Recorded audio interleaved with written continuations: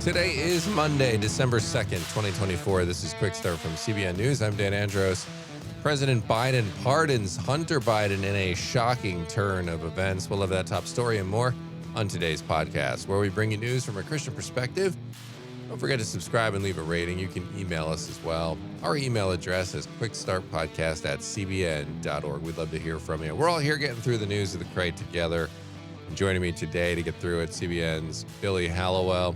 Billy, on the Focus story, probably one of the more positive stories we've heard all year, and it has to do with the Bible. Yeah, Bibles are apparently flying off of shelves. We'll get into the massive increase that we're seeing in Bible sales.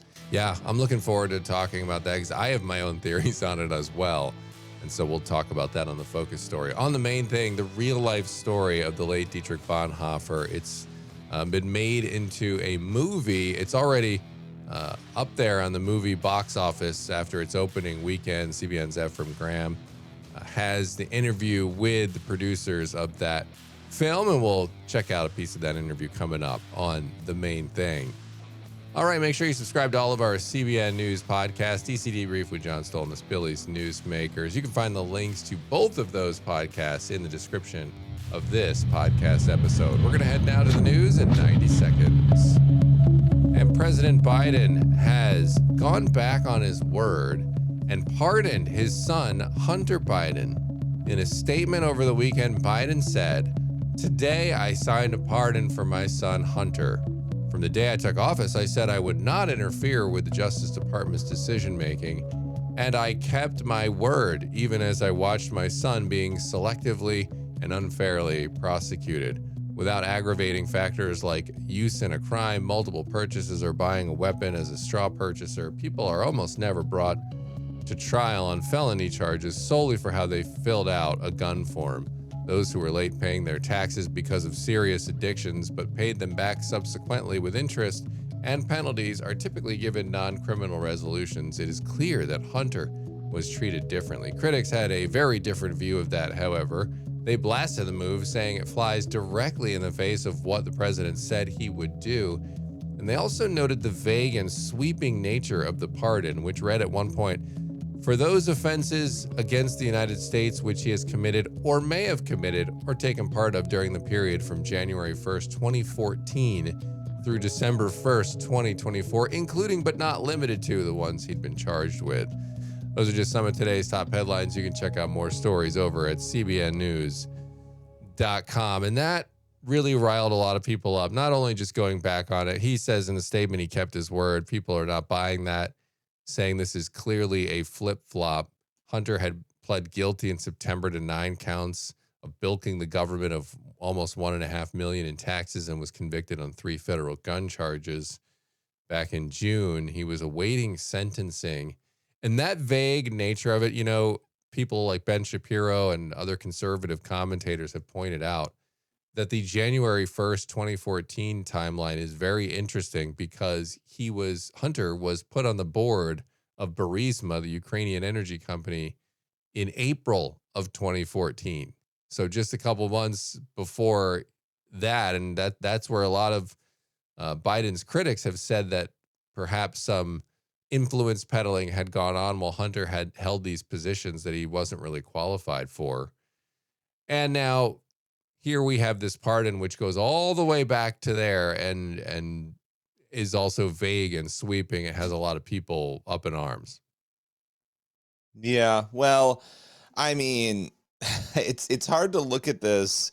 I mean, you think like after everything that has happened, you would think Biden would want to leave office with his head held high, on the most positive possible note, because it's been the most chaotic political season probably in history, at least one of them. And then for this to happen, for him to reverse course, and then even in the statement, deny that he's reversed course. Yeah. It's pretty remarkable. I think there are going to be, for a party that's already reeling after a major election loss, I don't think this is going to be helpful. And I think the other thing is, if the idea every time that Trump brought up lawfare or the idea that the government, that things were being weaponized against him, It was dismissed by many people. It was said, no, he's just this horrible criminal. And of course, I'm not getting into the specifics of whether or not Trump was guilty of any of those things, but it seems most of those cases are evaporating before our eyes. To then have the president, to have Biden say, oh, well, this was weaponized against my son, essentially, is pretty remarkable, right? I mean, it's almost like, well, is Trump telling the truth? Is Trump right that the system is somehow rigged against people? So, yeah, it's pretty bizarre to watch.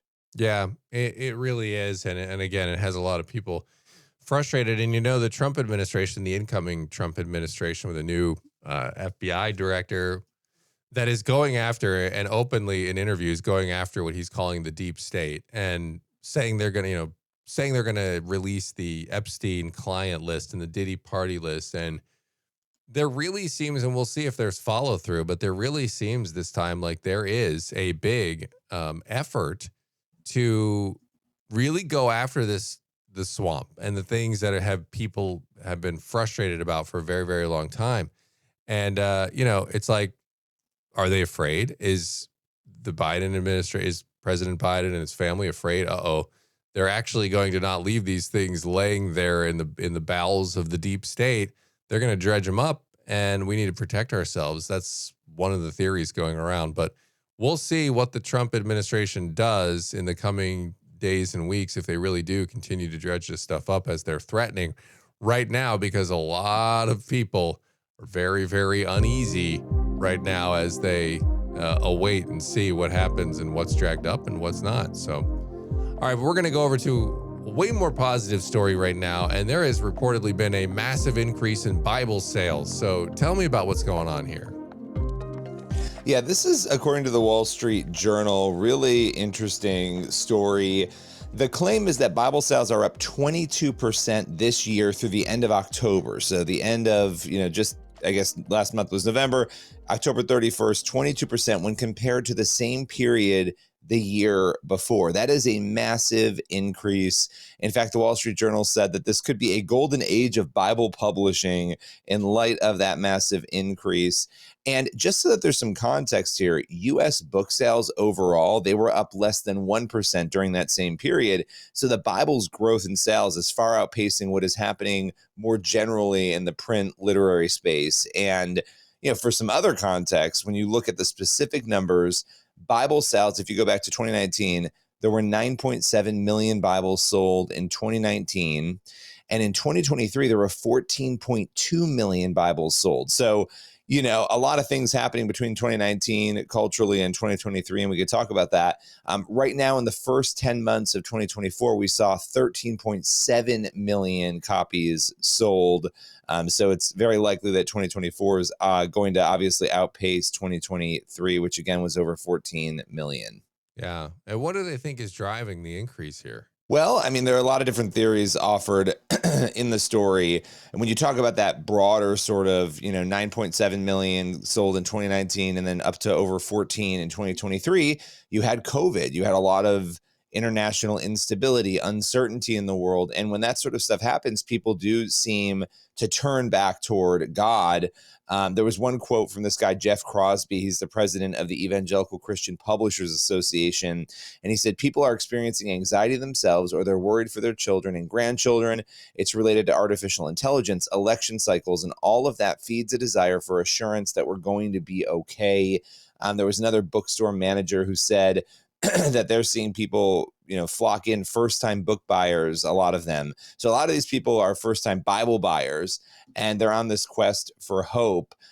In particular, young people. They're seeing a lot of young people with all these different new editions of the Bible. Sometimes people can be critical. There's always a new edition, right? There's animated, Bible projects. There's comic book Bibles. There's all this different stuff that comes out, and people can sometimes say, oh, look, they're just out there selling the Bible in different ways. But the reality is these things are reaching different people and younger people, these different iterations. One other thing that was brought up is celebrities speaking out. Samantha Guthrie was one of them, TV host who had a book on faith. She's not somebody who would normally talk about faith, right? You've had Russell Brand and these other people who are out there talking about Christianity. You've got influencers on YouTube and TikTok and other platforms who are sharing their beliefs. And so all of this could be helping push younger people in particular toward the Bible.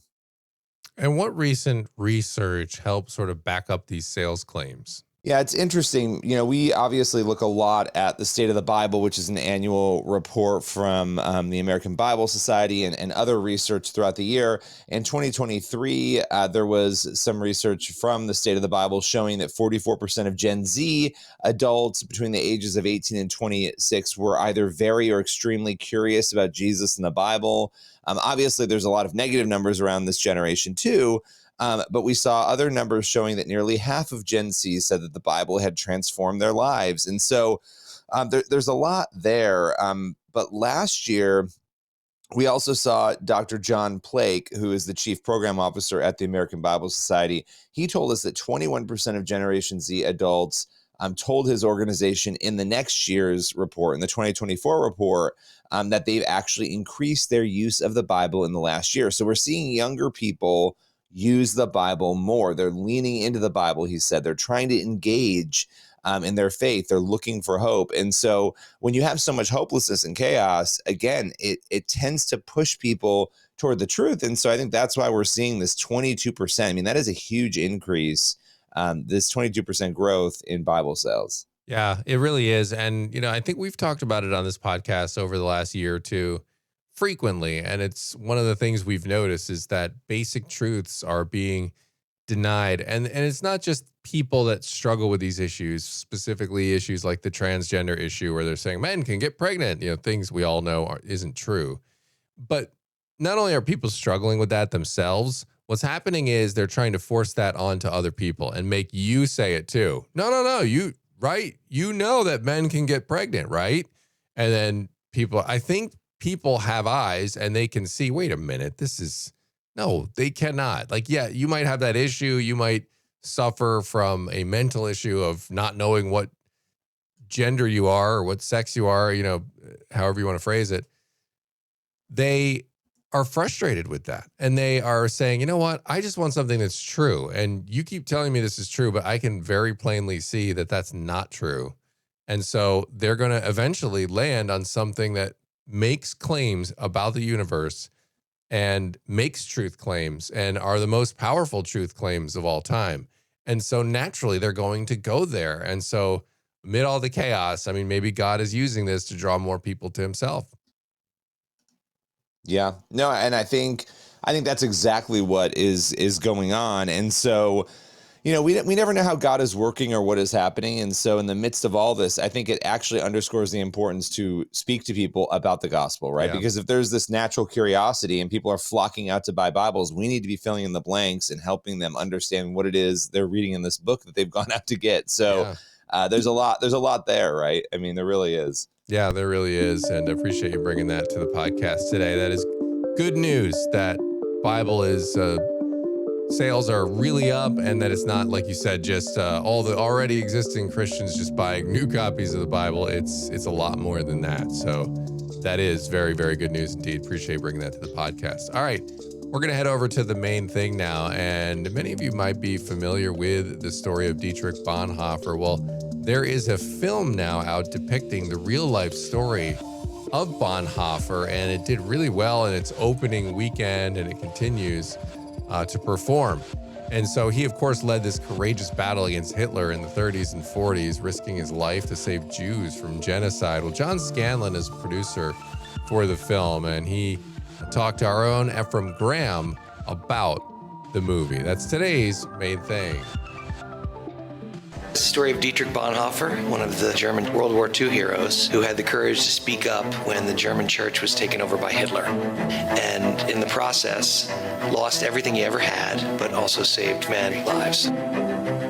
Bonhoeffer took on the world. I mean, he was not afraid. He was very courageous, despite the fact that everybody was against him. And it's about resistance and humanity. It's a story we should keep in mind. So, John, how did you come to Bonhoeffer's story? What happened? So there was a surge of interest a while ago in Bonhoeffer's life. About 12 years ago, the lead producers on this project read a biography and just were really interested in what they were reading and about this man's life and about both his struggle with the greatest evil of his time, but also the timelessness of his journeys. Something's coming. Something unstoppable. Look around you, my friend. How much light do you see? Tell me about this man for people who aren't familiar with his story.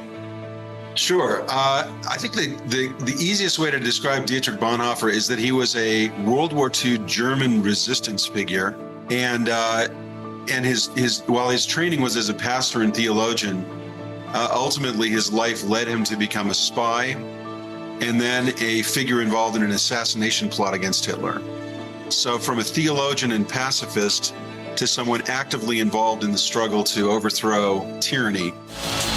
You will go to England as our spy. We have devised a plot to assassinate the Führer. Tell me about the director and the casting for the film. What was it like to work with this team? We could have taken several different approaches on casting. Ultimately, we decided to do was to use German actors, and I mean the sort of the cream of the crop of German actors as our Germans, as the good Germans who were fighting against the Nazis and formed the resistance within the country. So the Jonas Dassler is our amazing Bonhoeffer. He's a brilliant young actor, rising star in Germany, and he just brings Bonhoeffer to life in every dimension and detail. We need to let the world know what the Nazis are doing to the Jews. And if the church does not speak now, we will lose our voice for 100 years. How would you say this story resonates today? Oh, it's the thing about Bonhoeffer is, you know, we all have a challenge and a choice in our lives to stand up against evil and to fight for justice. We may not have an opponent like Adolf Hitler, but we often have obvious evil in our own lives that we can challenge and confront. And Bonhoeffer, I think, blazes a trail for how you can be brave in doing that. In fact, one of our social media hashtags is Bonhoeffer Brave.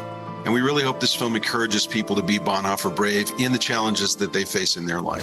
I'm ready to meet my destiny. Ephraim Graham, CBN News. All right, Ephraim, appreciate that there. And incredible story of Bonhoeffer. Of course, if you haven't, definitely read up on it because it is truly remarkable what he faced in the face of one of the more evil human beings and forces of our time in Adolf Hitler and what he did and ultimately losing his life in the process. So appreciate you bringing that one to the podcast today, Ephraim, on the main thing. All right. That's going to leave us with time on the pod today for one last thing. We've got 2 Timothy 3:16-17. All scripture is breathed out by God and profitable for teaching, for reproof, for correction, and for training in righteousness, that the man of God may be complete, equipped for every good work.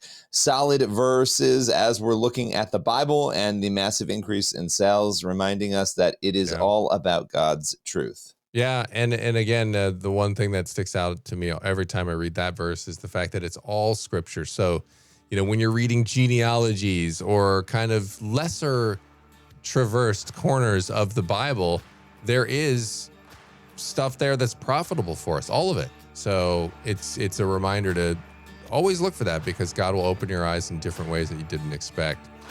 All right. That's going to do it for today's quick start. As always, get over to cbnnews.com, faithwire.com for more news from a Christian perspective. Lord willing, that creek don't rise. We'll be back tomorrow. God bless.